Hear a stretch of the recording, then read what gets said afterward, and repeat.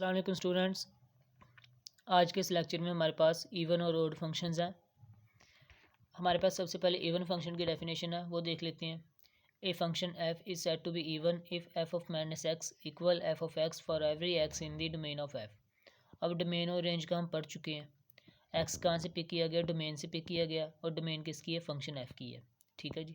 अब वो कहता है, अगर आसान अल्फाज में आपको बताया जाए कि अगर हम फंक्शन एफ ऑफ एक्स में एक्स की जगह पर माइनस एक्स पुट कर दें फिर भी फंक्शन वही रहे तो हमारे पास वो फंक्शन इवन हो जाता है। ठीक है, इसकी हम एग्जांपल भी देखेंगे और इसके साथ ही हम एक एमसीक्यूज देख लेते हैं जो हमें क्वेश्चन हल करने में भी मदद देगा। कहते हैं कि graph of even function is symmetric to Y axis. अब वाई एक्सिस ये होता है। अब इसके सिमेट्रिक होने का मतलब ये है कि जितना ग्राफ जिस तरह का इधर बन रहा है उसी तरह का ग्राफ इधर बनेगा। ठीक है जी। तो ये वाई एक्सिस के सिमेट्रिक है, ये वाला वाई एक्सिस है, इसके इस साइड पे जिस तरह का ग्राफ है उसी तरह का इस साइड पे है। ठीक है जी। तो इसको हम कहते हैं वाई एक्सिस के सिमेट्रिक बनना। अब इसको हम कन्वर्सली भी दे सकते हैं। ये इसने तो बताया ना कि हर इवन फंक्शन जो है वो वाई एक्सिस के सिमेट्रिक होता है, लेकिन अगर ऐसा फंक्शन जो वाई एक्सिस के सिमेट्रिक होगा वो इवन होगा। ठीक है, हम इसके उलट भी कह सकते हैं। ओके, तो ये एमसीक्यूज भी आते हैं। अब एग्जांपल देखिए, हमें एक फंक्शन दिया गया एक्स स्क्वायर, हमने एक्स की जगह पे माइनस एक्स पुट कर दिया। ठीक है, तो ये देखिए माइनस एक्स का स्क्वायर वापस से हमारे पास एक्स स्क्वायर आया जो कि एफ ऑफ एक्स की इक्वल है, तो ये इवन फंक्शन है। अब इसका अगर ग्राफ देखा जाए तो वो इस तरह का बन रहा है। तो देखें जिस तरह का ये इस साइड पे बन रहा है ग्राफ उसी तरह का इस साइड पे बन रहा है। ठीक है जी। तो यहाँ से आप लोग देख सकते हैं कि अगर हम इसको इस लाइन से ड्रा करते हैं और ये सेम दो पॉइंट्स पर एक सीधी लाइन जो है वो दो पॉइंट्स पर कट करेगी तो ये क्या हो जाएगा, हमारे पास इवन फंक्शन हो जाएगा। तो इस तरह ये हॉरिजॉन्टल लाइन टेस्ट है इवन और ऑड फंक्शन के लिए। तो हमने प्रीवियस लेक्चर्स में सीखा था कि फंक्शन कैसे बनता है, उसके लिए हम वर्टिकल लाइन टेस्ट देखते थे। तो इवन फंक्शन के लिए आप हॉरिजॉन्टल लाइन टेस्ट देख सकते हैं। ठीक है जी। तो वैसे भी अगर हमें सिमेट्री देखना बहुत आसान काम है कि जिस तरह का ये इधर बन रहा है उसी तरह का इधर बन रहा है, तो ईजी है, सिमेट्री भी ईजी है। ठीक है जी। अब ऑड फंक्शन देखते हैं, तो ऑड फंक्शन भी सेम है, बस वो कह रहा है कि अगर हम एफ ऑफ एक्स की जगह पे माइनस एक्स पुट करते हैं तो हमारे पास उस फंक्शन जो दिया हुआ फंक्शन है उसका नेगेटिव आंसर आएगा। ठीक है, minus F of x answer आएगा। और इसका जो एमसीक्यूज है वो कहता है कि जो ऑड फंक्शन का ग्राफ होता है वो सिमेट्रिक होता है ओरिजिन के अकॉर्डिंग से। ये किसके अकॉर्डिंग होता है, ये वाई एक्सिस के अकॉर्डिंग सिमेट्रिक होता है, ये ओरिजिन के अकॉर्डिंग सिमेट्रिक होता है। तो इसकी भी एग्जांपल देख लेते हैं। हमें उसने एक्स क्यूब दिया हुआ है, इसमें माइनस एक्स पुट किया तो हमारे पास माइनस एक्स क्यूब आंसर आया। अब माइनस तो अलहदा करें और ये एक्स क्यूब किसके इक्वल था, ये देखें एफ ऑफ एक्स के इक्वल था, तो ये एफ ऑफ एक्स इसकी जगह पे पुट कर दिया तो देखें फंक्शन का नेगेटिव आ गया, तो ये ओड फंक्शन है। इसका ग्राफ पुट किया बनाया तो हमारे पास इस तरह का ग्राफ बना। अब देखा जाए तो ये वाई एक्सिस है, ये इसके सिमिलर नहीं है, तो ये इवन तो नहीं हुआ। लेकिन ओरिजिन कौन सा, ये वाला ओरिजिन जहाँ पर दो लाइनें इंटरसेक्ट कर रही हैं। अब इस साइड पे ये चीज़ और इस साइड पे ओरिजिन का ये चीज़, तो देखें दोनों सिमिलर है ना, दोनों सेम शक्ल बना रहे हैं, तो ये हमारे पास ऑड फंक्शन हो गया। ठीक है जी। अब अगर इन दोनों में से ना तो वो वाई एक्सिस के सिमेट्रिक हो ना ही वो ओरिजिन के सिमेट्रिक हो तो वो फंक्शन हमारे पास ना ही इवन होगा ना ही ऑड होगा। ठीक है जी।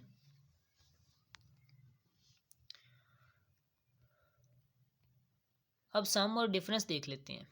ये फंक्शंस के सम और डिफरेंस बहुत इजी हैं। ये देखें जी, दो फंक्शंस आपको दिए हों एफ और जी, उनको जमा कर देना, उनको माइनस कर देना, उनको मल्टीप्लाई करवाना, इस तरह से करवा सकते हैं, डिवाइड करवाना इस तरह से। इनको हम कहते हैं सम, डिफरेंस, प्रोडक्ट और कोशेंट कहते हैं। इनकी हम एग्जांपल्स देखेंगे। ये कहते हैं domain of F plus g, f minus g, f g is the intersection of domains of f and g. यानी कि ये एमसीक्यूज हैं, ये आप लोगों ने तैयार करने हैं कि हमारे पास ये जितने भी फंक्शंस हैं ना, चाहे वो जमा हो रहे हैं, माइनस हो रहे हैं या प्रोडक्ट हो रहे हैं, तो हमारे पास एफ़ और जी की जो डोमेन्स के सेट बनेंगे ना उनका इंटरसेक्शन लेंगे। आप इंटरसेक्शन लेना तो आता ही है। ठीक है, तो वो जो इंटरसेक्शन आएगा वो इस फंक्शंस की डोमेन होंगी। In other words the numbers common to both domain for the domain of F plus. ठीक है जी, ऐसे नंबर्स जो कॉमन होते हैं तो इंटरसेक्शन में कॉमन नंबर्स ही आते हैं। अब इसकी डोमेन देख लें जी। The domain of f over g यानी कि कोशेंट की डोमेन क्या होती है, consist of all values of x. X की वो तमाम वैल्यूज़ होती हैं जो कि इन द इंटरसेक्शन में आती हैं, इंटरसेक्शन में आती हैं वो तमाम वैल्यूज़, लेकिन ज़ीरो नहीं आना चाहिए। अगर ज़ीरो भी इंटरसेक्शन में आता है तो उसको आप निकाल दें, क्योंकि अगर यहाँ पर ज़ीरो हो जाएगा, जी ज़ीरो हो जाएगा, तो हमारे पास आंसर क्या हो जाएगा, अनडिफाइंड हो जाएगा। ठीक है जी, सब में इंटरसेक्शन वाली तमाम वैल्यूज़ आ जाएंगी, लेकिन क्वोशंट में इंटरसेक्शन की तमाम वैल्यूज़ में से आपने ज़ीरो को भी निकाल देना है। ठीक है, तो ये MCQs है। अब एग्जांपल देखें अगर इसकी हम, तो हमें एक फंक्शन x+1 दिया गया, दूसरा x-1 दिया है, तो हमने ये सारी वैल्यूज़ फाइंड करनी है। पहले जमा कर लेते हैं f(x), हमें x+1 है, g(x) x-1 जमा कर रहे हैं, तो देखिए 1 से 1 कैंसिल, आंसर 2x। तो ये सिंपल है जी, बहुत ईजी है। इसी तरह हमने माइनस करना है। अब इसकी डोमेन क्या आएगी 2x की, देखें जी मैंने आपको पहले डोमेन और रेंज के बारे में बताया। डोमेन में हमने वो एलिमेंट पुट करना है कि हमारे पास ये ना तो अनडिफाइंड बने और ना ही ये कम्प्लेक्स नंबर आए। तो इसके लिए तमाम नंबर्स हम रियल नंबर्स पुट कर सकते हैं, ना ही ये हमारे पास अनडिफाइंड आएगा और ना ही हमारे पास कम्प्लेक्स आएगा। इसी तरह इस वाले फंक्शन को जब हमने माइनस किया तो ये कांस्टेंट फंक्शन आया, तो कुछ भी हम पुट कर लें तो हमारे पास आंसर इसका चेंज नहीं होगा। अब इसकी डोमेन में चेक कर लें आप, तो हमारे पास डोमेन सॉल्व करेंगे, जब प्रोडक्ट करेंगे तो देखें x+1 इंटू x-1 हमारे पास x² -1 आएगा आंसर। ये फार्मूला बन रहा है a+b/a-b का। तो जब हम इसको सॉल्व करेंगे तो हमारे पास ये, तो यहाँ पर आपने चेक कर लेना है इसकी डोमेन क्या आएगी, वो आएगी रियल नंबर्स का सेट। अब अगर हम इसका क्वेश्चन फाइंड करते हैं तो x+1/x-1, तो देखें इसमें हमने कौन सा नंबर पुट नहीं करना कि हमारे पास अनडिफाइंड हो जाएगा। तो अगर यहाँ पर x1 होता है तो वो हो जाता है 1 - 1 0, तो बटे में 0 आ गया, अनडिफाइंड हो गया, यानी कि हमने x=1 इसमें की डोमेन में नहीं लाना। तो वो पूरे रियल नंबर्स में से उसने 1 वाला जो सेट है उसको माइनस कर दिया, तो ये इसकी डोमेन आ गई। ठीक है जी। एग्जाम्पल नंबर 4 है जी, कहते हैं the functions are defined by following formulas. ये फंक्शंस हैं जी एफ और जी गिवन है, तो आपने ये वाली वैल्यूज इनकी फाइंड करनी है, f+g, f-g, g-f, F G, f/g और g/f। तो सिमिलर जैसे हमने साथ ही साथ क्या कहते हैं डोमेन इनकी फाइंड करनी है। तो देखें जी, जमा करेंगे, ये फार्मूलाज हैं, ये जमा किया, ये आंसर आया। तो डोमेन जब एफ और जी की डोमेन का इंटरसेक्शन लिया तो ये हमारे पास आंसर आएगा। तो ये आप लोगों ने MCQs के तौर पे याद रख लेना है। अगर क्वेश्चन आता है तो आप लोगों को इनकी डोमेन फाइंड करना भी आती है। ठीक है जी। इन अदर वर्ड्स अगर हम देखें इसकी डोमेन कैसे फाइंड कर सकते हैं, तो हम जज़र आ रहा है दोनों में, तो हमने ये देखना है कि दोनों में कम्प्लेक्स नंबर्स ना बने, यानी कि जज़र के अंदर नेगेटिव का नंबर ना आए। तो तमाम नंबर्स पुट कर दें सिवाय ऐसे नंबर जिनसे इनका आंसर नेगेटिव हो जाए। जैसे 1 - x है ना, तो अगर हम x की जगह पे +2 पुट करेंगे तो इसका आंसर 1 - 2 = -1 आ जाएगा, तो हमने +2 पुट ही नहीं करना। इसी तरह इस साइड पर हमने अगर माइनस वाले नंबर पुट किए तो हमने माइनस वाला नंबर कोई पुट ही नहीं करना। ठीक है बच्चे, तो ना माइनस वाला कोई नंबर पुट करेंगे, ना ही +2 से ना ही +2 और ना ही +2 से इजाफी। तो हमारे पास दो नंबर्स रह गए 0 और 1, तो सिर्फ वही पुट कर सकते हैं हम, तो ये डोमेन में आ जाएंगे। इसके अलावा अगर आप डोमेन एफ अलहदा फाइंड करते हैं, डोमेन जी अलहदा फाइंड करते हैं, तो आप उनका कॉमन भी ले सकते हैं। ठीक है, वो भी यही आएगा। इस तरह ये बाकी क्वेश्चन है, हम चलते हैं एक्सरसाइज की तरफ। वो बहुत ईजी एक्सरसाइज है, जिस तरह के हमने एग्जाम्पल्स किए हैं उसी तरह की एक्सरसाइज है। ठीक है जी, तो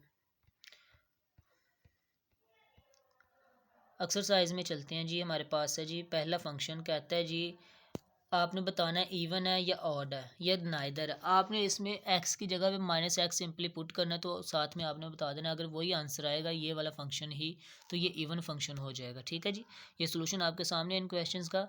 तो इवन और ऑड फंक्शन यहाँ से फाइंड करना बहुत ईजी है। ठीक है जी, अब देखें ये यहाँ पर ये +x था, तो यहाँ पर हमने -x पुट किया, तो वापस हमारे पास ये कॉम्प्लेक्स फॉर्म आ रही है। ये ना तो f(x) के इक्वल आ रहा है, ना ही -f(x) के इक्वल। तो ये ना तो इवन है ना ही ऑड है। ठीक है जी, ये वाला फंक्शन देख सकते हैं आप, इसमें -x पुट करेंगे तो हम इसको स्केयर को लिख सकते हैं, स्केयर 2/3 को, और ये 1/3 जो कि थर्ड रूट है, क्यूब रूट है। तो -x का स्केयर x स्केयर होता है, तो ये वापस से हमारे पास वही फंक्शन बन गया, तो ये इवन फंक्शन है। इसी तरह ये है 1/x क्यू स्केयर है, ये भी इवन हो जाएगा। इसकी जगह पे हमने जब -x पुट किया तो हमारे पास देख सकते हैं आप -x के बाद माइनस हमने यहाँ से कॉमन लिया, ये माइनस कॉमन लिया तो x+1 आ गया, ये माइनस और यहाँ से माइनस कॉमन लिया तो x-1 आ गया। ये ना तो हमारे पास इसके इक्वल आ रहा है, ना ही इसके नेगेटिव के इक्वल आ रहा है, तो ये हमारे पास ना ही इवन हुआ ना ही ऑड। अब ये भी फंक्शन है हमारे पास, ये ऑड हो जाएगा। और ये 9 वाला क्वेश्चन ये भी ओड है, और 10 वाला जो क्वेश्चन है वो ना तो ये ओड है ना ही इवन है। ठीक है जी। अब एक्सरसाइज 2.2 का क्वेश्चन नंबर इसमें देखते हैं जी। कहते हैं आपने क्लासीफाई करना है कि फंक्शन इवन है या ओड है। ये ग्राफ दिए हुए हैं जी। अब देखा जाए तो ये वाई एक्सिस है, इसके इस साइड पे भी वही ग्राफ बन रहा है, इस साइड पे भी, तो ये इवन है। ये वाई एक्सिस, इस साइड पे भी वही ग्राफ, इस साइड पे भी वही, ये भी इवन है। ये वाई एक्सिस है, इसके इस साइड पे ग्राफ बन रहा है लेकिन इस साइड पे है ही नहीं, तो ये इवन नहीं है। तो क्या ये ऑड है? ऑड देख लेते हैं, क्या ये ओरिजिन के अबाउट है? ये इस साइड पे ऐसे है और ओरिजिन के इस साइड पे क्या बन रहा है? नहीं, तो ये ऑड भी नहीं है। ये ना तो इवन है ना ही ऑड है।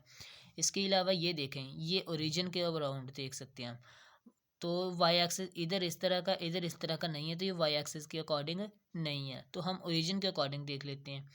तो ओरिजिन के अबाउट इधर इस तरह का बना है, इधर इस तरह का, ये ऑड बन जाएगा। इस तरह का ये देखें, वाई एक्सिस के अबाउट इस तरह का इधर ग्राफ बन रहा है, क्या इस तरह का इधर बन रहा है? नहीं बन रहा जी, ये इवन फंक्शन नहीं है। तो क्या ओरिजिन के अबाउट हम देख सकते हैं, इस तरफ ये ग्राफ, इस तरफ ये ग्राफ, तो सेम बन रहा है ओरिजिन के अराउंड, तो ये ऑड फंक्शन हो जाएगा। इसी तरह ये देखें, वाई एक्सिस के अबाउट सेम है दोनों साइड्स पर, तो ये इवन फंक्शन हो जाएगा। तो बहुत इजी था, सिमेट्री हमने देखी है, सिमेट्री से हमने फाइंड कर लिया। वही चीज़ के अगर वाई एक्सिस के अबाउट सिमेट्री शो करवाते हैं तो फंक्शन इवन है, अगर फंक्शन इवन है तो वाई एक्सिस के अबाउट सिमेट्री शो करवाएगा। इसी तरह अगर वो ओरिजिन के अबाउट फंक्शन लाजमी होना चाहिए बच्चे, फंक्शन लाजमी होना चाहिए। ठीक है, ये बात लाजमी है। अब वो सिमेट्री शो करवाता है या नहीं करवाता वो अलग बात है, अगर वो फंक्शन हो और सिमेट्री शो करवाए तो फिर इवन होगा। सर्कल के मामले में हम देखेंगे नेक्स्ट एक्सरसाइज में, शायद इसी एक्सरसाइज में क्वेश्चन आए, तो वो फंक्शन सर्कल जो है वो सिमेट्री तो शो करवाता होगा लेकिन वो फंक्शन है ही नहीं, सर्कल फंक्शन ही नहीं बनता हमारे पास, तो उसको हम ना ही इवन कहेंगे ना ही ऑड कहेंगे। वो हम उस लेक्चर में देखेंगे कि फंक्शन क्यों नहीं बनता। ठीक है जी। अब हमने F plus g, f minus जी, जी माइनस एफ, एफ जी और जी, एफ ओवर जी, जी ओवर एफ फाइंड करने हैं। तो ये सारी वैल्यूज हमने एग्जांपल्स भी की हुई हैं। ठीक है जी, दो फंक्शंस दिए हुए हैं हमें, ये देख सकते हैं।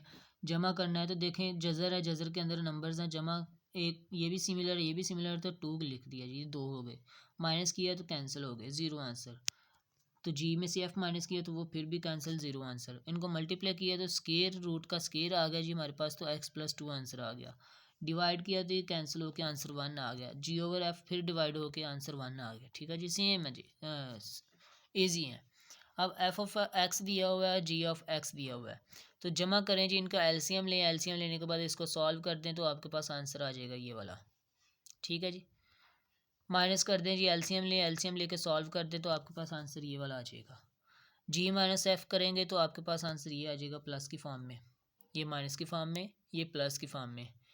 अब देखें, प्रोडक्ट करेंगे, ऊपर वाली वैल्यू ऊपर मल्टीप्लाई, नीचे वाली वैल्यू नीचे मल्टीप्लाई, तो इसको सॉल्व करेंगे तो हमारे पास आंसर ये वाला आ जाएगा, एक्स से एक्स कैंसिल हो जाएगा। जी ओवर एफ करेंगे तो हमारे पास एक्स से एक्स वापस कैंसिल होकर ये वाला आंसर आ जाएगा। क्वेश्चन नंबर 19 है जी हमारे पास, एफ ऑफ एक्स की वैल्यू और एक्स प्लस 3 की वैल्यू, जी ऑफ एक्स की वैल्यू, तो जमा कर दें तो चूंकि ये वैल्यू सेम नहीं होती, ये ऐसे कैसे रहेगा, माइनस करते हैं फिर भी सेम, जी माइनस एफ करेंगे फिर भी सेम, मल्टीप्लाई करेंगे स्केयर आ रहा है, स्केयर चूँकि अगर हम रेडिकल की प्रॉपर्टीज़ देखें, बेस अगर डिफरेंट होती है हमारे पास, जो रेडिकैंड वो डिफरेंट हो, यानी रेडिकैंड कहते हैं जो जज़र के अंदर वैल्यू पड़ी हुई हो, और रेडिकल कहते हैं जज़र को। रेडिकैंड अगर सेम हो तो रेडिकल हम एक ही लिख सकते हैं, और रेडिकैंड्स को मल्टीप्लाई करवा देंगे दोनों को। ठीक है जी, इनको मल्टीप्लाई करवा के आंसर लिख सकते हैं आप, मज़ीद आगे सिंप्लीफाई करने की ज़रूरत नहीं है। इस तरह जी ऑफ एफ भी आप इसी तरह से फाइंड आउट कर सकते हैं। ठीक है जी, एफ ओवर जी है जी हमारे पास, ये देखें जी जज़र के अंदर फ्रैक्शन आ गए। अब हमारे पास बटे में जज़र नहीं आनी चाहिए, आप इसको रैशनलाइज भी कर सकते हैं। अब ये देखें, एक्स के ऊपर रैशनलाइज रहने दें, आप सिंपल ना ऐसे ही फाइंड करें, एफ ओवर जी है ना, तो सिंपल आप इनकी वैल्यूज़ लिखें। तो चूंकि देखें हमारे पास रेडिकल सेम आ रहा है, ये भी स्क्वायर रूट है, ये भी स्क्वायर रूट है। अब क्यूब रूट, अगर एक हमारे पास क्यूब रूट होता है, दूसरा स्क्वायर रूट होता है, तो फिर हम इन रेडिकल्स को कंबाइन नहीं कर सकते थे। चूंकि रेडिकल्स हमारे पास सेम है, ये भी स्क्वायर रूट है, ये भी स्क्वायर रूट है, तो हमने इसको कंबाइन करके लिख दिया और जो रेडिकैंड्स हैं उनको डिवाइड कर दिया आपस में। इसी तरह का ये वाला जी ओवर एफ भी आपने फाइंड करना। अब लास्ट वाला क्वेश्चन है, तो क्वेश्चन नंबर 20, तो एफ ऑफ एक्स दिया हुआ है, जी ऑफ एक्स दिया हुआ है, जमा कर दें जी। ये 1 + 1 2 हो गया, सिंपल आंसर आ गया। माइनस किया तो 1 से 1 कैंसिल, आंसर आ गया। जी माइनस एफ किया तो 1 से 1 वापस कैंसिल, ये आंसर आ गया जी। एफ ऑफ जी किया तो देखें मल्टीप्लाई 1 से मल्टीप्लाई होगा 1x+1 अंडर रूट से, फिर 2x+3 अंडर रूट 1 से मल्टीप्लाई होगा, और ये अंडर रूट इससे मल्टीप्लाई होगा। तो मल्टीप्लाई करवाने के बाद आपने इसको सिंप्लीफाई करना है। अगर कोई चीज़ कैंसिल होती है तो कैंसिल कर देनी है, अगर नहीं तो यही आपके पास आंसर है। ठीक है जी, ये आंसर आ गया आपके पास। एफ ओवर जी है जी, देख सकते हैं आप। ऊपर वाली वैल्यूज़ को ऊपर मल्टीप्लाई करवा देना आपने, नीचे वाली वैल्यूज़ को नीचे मल्टीप्लाई करवा देना। तो ये आपके पास 1 माइनस एक्स अंडर रूट बन रहा है 1 प्लस, तो ये हमारे पास a minus B into A plus B का फार्मूला बन रहा है। तो इसको आपने सिंप्लीफाई कर देना, ऊपर वाली वैल्यूज़ को ऊपर मल्टीप्लाई करवा दें अगर करवाना चाहते हैं तो ये हमारे पास 1 से 1 कैंसिल होकर आंसर आ जाएगा जी। ये आंसर है जी एफ ओवर जी का। अब जी ओवर एफ देख लें जी। इसको देखें, बटे में हमारे पास क्या आ रही है, जजर आ रही है। इसको भी रैशनलाइज कर लेंगे। हमने बटे में जब हमारे पास कोई सर्ड आता है तो उसको रैशनलाइज करना होता है। ठीक है जी, बटे में हमें जज़र नहीं चाहिए। अगर तो जज़र पूरे क्वेश्चन के ऊपर है वो अलहदा बात, आप उसको करना चाहे तो कर ले, नहीं तो रहने दें। लेकिन अगर पूरे के ऊपर नहीं है लेकिन बटे में किसी एक अननोन वेरिएबल के ऊपर आ रही है तो उसको आप रैशनलाइज कर सकते हैं। ठीक है, रैशनलाइज करके लिख भी सकते हैं। अगर आप नहीं लिखना चाहते तो आप इसको यहाँ तक ही छोड़ सकते हैं। एफ ओवर जी है तो आपने इतना फाइंड कर लिया, काफ़ी है। अगर मज़ीद सॉल्व कर देंगे तो जो चेकर होता है उस पर अच्छा इंप्रेशन पड़ेगा, तो वो आपको ज़्यादा नंबर देगा। ठीक है जी, अब जी ओवर एफ है तो वो ये आंसर आ रहा है, इसको हमने मज़ीद सॉल्व किया है जी। तो रैशनलाइज करने के बाद हमारे पास वापस से ये डिनोमिनेटर में फार्मूला बन रहा है a+b और a-b का। तो सॉल्व कर दें, जो ऊपर वाली वैल्यूज़ को ऊपर मल्टीप्लाई करवा दें, नीचे वाली वैल्यूज़ को नीचे मल्टीप्लाई, तो हमारे पास ये आंसर आ जाएगा। ये देखें 1 - 3 हमारे पास आंसर है -2, इसका भी -2 और ये भी -2, तो ये -2 कॉमन आ गया। आप कॉमन भी निकाल सकते हैं, आप इस सारी वैल्यू को बाहर निकाल सकते हैं इस तरह से, और इसको ब्रैकेट में। अब इसको हमने बाहर क्यों लिखा जी, हम इसको जब मल्टीप्लाई करवाएंगे इस वाली सारी वैल्यू से तो ये वापस से बटे में ही आएगा, इसी तरह बनेगा। तो हम इसको बाहर इस तरह डिवाइड में लिख लिया जी, तो ये ईजी हो गया हमारे पास। ये था आज का लेक्चर, और लेक्चर काफ़ी लेंथी हो गया। तो अगर आपको कोई कन्फ्यूजन है इस लेक्चर में तो आप लोग कमेंट सेक्शन में लाजमी पूछिएगा। काफ़ी सारी चीज़ें थी जो हमने इसमें क्लियर की हैं। तो नेक्स्ट लेक्चर तक के लिए इजाज़त दीजिए। अल्लाह हाफिज़।